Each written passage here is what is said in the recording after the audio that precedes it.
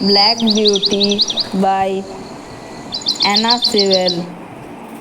Chapter 1, Early Home.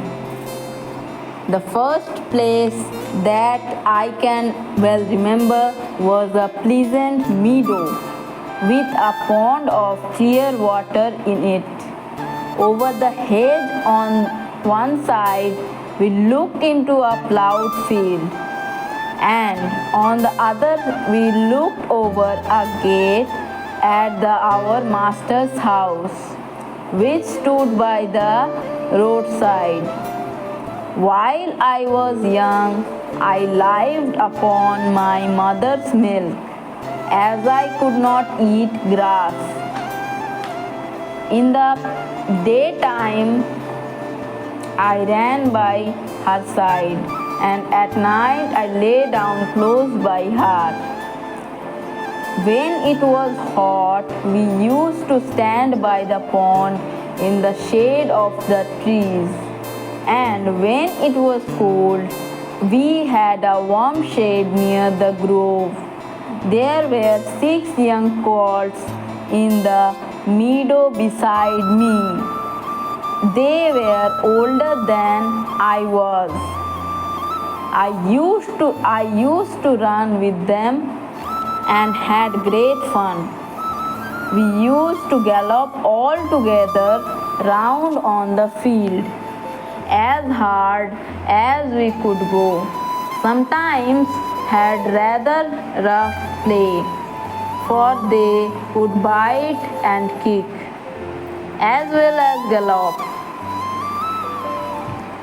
One day, when there was a good deal of kicking, my mother whined to me to come to her, and then she said, "I wish you to pay attention to what I am going to say. The colts who lived here are very good colts, but they are cart horse colts, and they have not learned manners. You have been well bred and well born. Your father has a great name in these parts, and your grandfather won the cup at the races. Your grandmother had the sweetest temper of any horse I have ever knew. And I think you have never seen me kick or bite. I hope you will grow up gentle and good. Never learn bad ways. Do your work with a good will. Lift your feet up well and you trot. And never bite or kick even in play." I have never forgotten my mother's advice. I knew she was a wise old horse, and our master thought a great deal of her. Her name was Duchess, but he called her Pet. Our master was good, kind man, gave us all food, good lodging, and kind words. He spoke as kindly to us as he did not give it to little children. We were all fond of him. My mother loved him very much. When she saw him on long days, she would sneeze with joy and trot up to him. He would pat and stroke her and say,